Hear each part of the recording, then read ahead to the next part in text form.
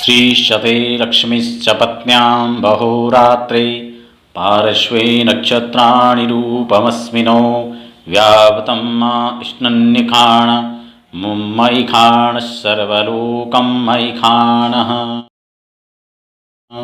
प्रिय दर्शकों, स्वागत है आप सभी का अध्यात्म और ज्योतिष में। मैं हूं आप सभी के साथ आचार्य आशीष। देवभूमि ऋषिकेश उत्तराखंड से आप सभी का अभिनंदन करता हूं अध्यात्म और ज्योतिष पर। आज आपके साथ में महत्वपूर्ण चर्चा को लेकर के उपस्थित हूँ। मैं आज आपके साथ बात करने वाला हूँ नूतन गृह प्रवेश जब हम लोग करते हैं तो खासकर जब हम गृह प्रवेश करें तो हम सबसे पहले घर में किन चीज़ों को लेकर प्रवेश करें, एक बात। दूसरा, किस प्रकार से गृह प्रवेश होना चाहिए। तीसरा, जब हम सबसे पहले घर में किचन हम लोग प्रारंभ करें तो सबसे पहले हमें क्या करना चाहिए, या फिर जब घर में प्रवेश करें तो इस तरीके कौन सा पैर पहले और पुरुष का कौन सा पैर पहले जो है घर में प्रवेश होना चाहिए। ये काफ़ी महत्वपूर्ण विषय हैं, काफ़ी छोटी छोटी बातें हैं लेकिन बहुत मायने रखने वाली बातें हैं। आज आप मेरे सामने कुछ जो सामग्री हैं उसको देख रहे होंगे। शंख है, शालिग्राम जी हैं, श्रीयंत्र हैं, ये कई सारी चीज़ें मैंने अपने सामने रखी हुई हैं। दरअसल में इस वीडियो के पीछे एक बहुत बड़ा उद्देश्य आज ये भी है, क्योंकि घर हम लोग जब अपने जीवन में बनाते हैं, ये नहीं कि मकान बार बार हम लोग बना पा रहे हैं, सो शायद ही जो है जीवन काल में कुछ अवसर हमें मिल पाते हैं 2-3 बार, मुश्किल से। कई लोगों तो पूरे जीवन काल में एक बार ही घर बनाना काफ़ी मुश्किल पड़ता है। तो इसलिए ये बहुत अहम जीवन का एक पार्ट होता है और हमें उसको बहुत अच्छे से विधि के साथ में, क्योंकि तद विधि प्रणिपातेन परिप्रश्नेन से, गीता कहती है कि विधि के साथ में जो कार्य किया जाता है उसमें देवत्व का वास होता है, उसमें शांति और सुख का वास होता है। इसलिए आज मैं आपको बताऊंगा कि जब हम घर में प्रवेश करें तो खासकर किन चीज़ों को लेकर प्रवेश करना चाहिए। आज की वीडियो खासकर इसी पर रहेगी। आने वाली वीडियो में आपको ये भी बताऊंगा अन्य जो चर्चा मैंने आज के टॉपिक पर की है, जैसे कि घर में स्त्री जब प्रवेश करे तो उसका पहला कौन सा पैर होना चाहिए, पुरुष पैर करे तो उसका कौन सा पैर पहले पड़ना चाहिए। इन तमाम बातों पर भी मैं अगली वीडियो में लेकर रहूँगा। वीडियो ज़्यादा लंबी ना हो, मैं बहुत छोटे सार में आज की इस वीडियो में आपको ये तमाम चर्चाएं के साथ में आपके साथ सम्मिलित हो रहा हूँ। तो सबसे पहले आप देख रहे होंगे शंख, क्योंकि घर में जब भी हम प्रवेश करते हैं तुम पुरात सागरोत्पन्ना, कहाँ से शंख उत्पन्न हुआ? समुद्र मंथन से।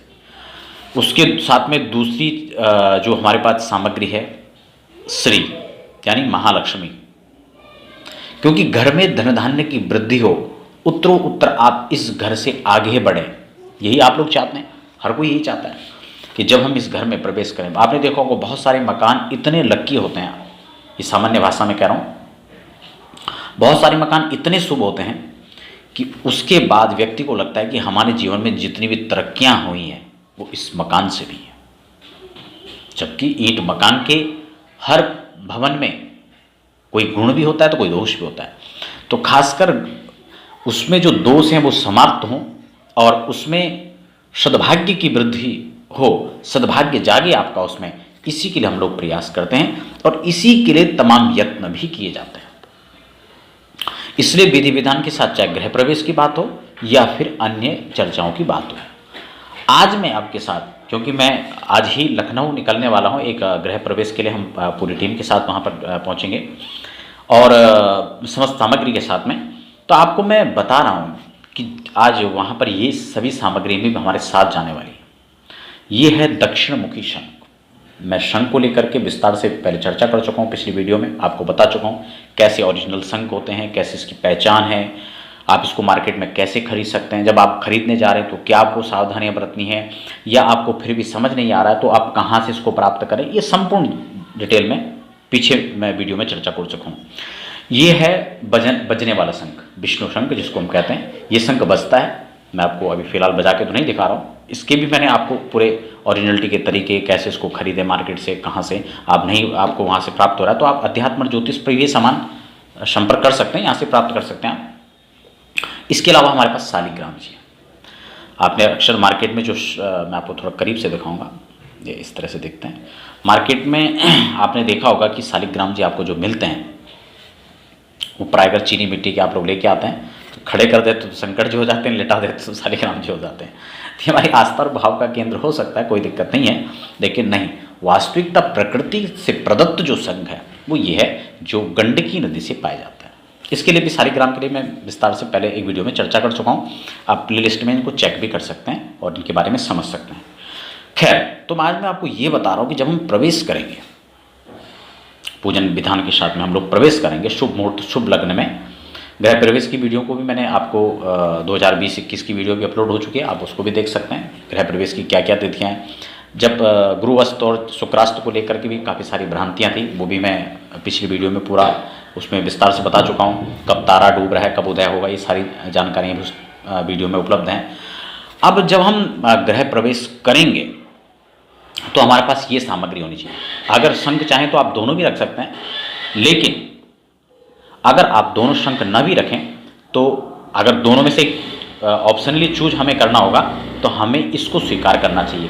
उसका कारण है मैं आपको बता रहा हूँ, क्योंकि शंख बजने का भी महत्व है, रखने का तो महत्व ही, बजने और बजाने का भी महत्व है।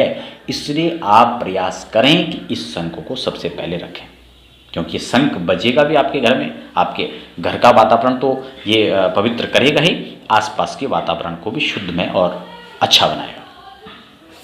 तो आप जो है इस वाले शंख को सबसे पहले अपने घर में रखेंगे। अगर आपको लगता है कि सामर्थ्य है या आपकी भावना उतनी सुदृढ़ बन पा रही है तो आप दोनों शंख को रखें, कोई दिक्कत नहीं है। लेकिन अगर आप दोनों में से एक लेना चाह रहे हैं तो सबसे पहले ये शंख आप रखें।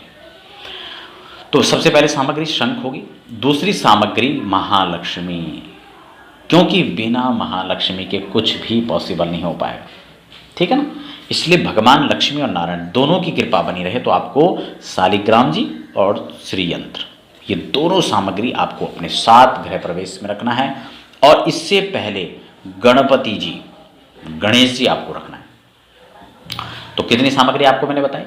गणपति के लिए आप प्रतीक चिन्ह स्वस्तिक भी रख सकते हैं, कहीं अगर उसको आप नहीं ला पाए तो आप स्वस्तिक बनाते तो हैं, वो तो स्वाभाविक प्रक्रिया है। लेकिन गणपति का आप सिक्का भी रख सकते हैं, गौरी गणेश जी का जो सिक्के आते हैं, या मूर्तियां भी आप रख सकते हैं।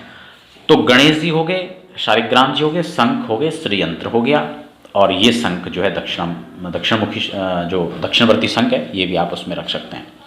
तो ये शंख के ये 4 चीज़ें इसमें खास करें। तुलसी का पौधा प्रारंभिक में इसको आपने लेकर के प्रवेश करना है। घर के बाहर भी आप जो है कई उसमें होता है कि गेट के अंदर जाके कुछ परिसर बना होता है, जैसा भी व्यवस्था है, तुलसी का वृक्ष भी आपको जरूर उस दिन पौधारोपित वहाँ पर करना है। तो ये 5 चीज़ें मैंने आपको खास कर बताई हैं। क्या क्या? तुलसी हो गया, गणेश जी हो गए, शंख हो गए, शालिग्राम जी हो गए और श्रीयंत्र हो गया। ये 5 चीज़ों को लेकर के ही आप घर में प्रवेश करेंगे, जिसके आपका पूरा जीवन मंगलमय बने। आज मैं विस्तार नहीं करूंगा क्योंकि वीडियो ज़्यादा लंबी हो जाएगी, आप लोग फिर ज़्यादा सोचेंगे बहुत ज़्यादा जो है। तो इसलिए मैं अगली वीडियो में इन सब तमाम चीज़ों पर चर्चा करूंगा कि घर में सबसे पहले किचन में क्या बनाना चाहिए, स्त्री के कौन से पैर को पहले आप जो है अंदर रखें, पुरुष का कौन सा पैर होना चाहिए। इसके साथ ही अध्यात्म और ज्योतिष पर आप अपनी प्रतिक्रिया हमें जरूर दें। कैसे आपको वीडियोस लगती हैं, क्या आपको जानकारी मिली। जानकारी आपको अच्छी लगती है तो वीडियो को आगे शेयर करना बिल्कुल नहीं भूलेंगे। चैनल को आपकी मर्जी है, आप चाहें तो लाइक और सब्सक्राइब भी कर सकते हैं, क्यों कि आप भविष्य में भी हमारे साथ बने रहें और इन जानकारियों को प्राप्त करते रहें। इसके अलावा आप अध्यात्म और ज्योतिष पर हस्तलिखित जन्म कुंडली अपना बनाना चाहते हैं, दिखवाना चाहते हैं, या फिर वैदिक आचार्यों के द्वारा गृह प्रवेश आप किसी भी कोने में रहते हैं तो आप वहाँ पर करवाना चाहते हैं तो आप हमारे संस्थान में संपर्क कर सकते हैं, या फिर व्यक्तिगत मुझसे जो है आप श्रीमद् भागवत कथा, राम कथा आदि कथा वाचन करवाना चाहते हैं, या फिर आप अपने घर का वास्तु विजिट या ज्योतिष से संबंधित कोई सलाह लेना चाहते हैं तो आप हमारे संस्थान के नंबर पर संपर्क कर सकते हैं। नंबर लगातार फ्लैश हो रहे हैं। आप सभी बने रहें, देखते रहें अध्यात्म और ज्योतिष। आप सभी का धन्यवाद।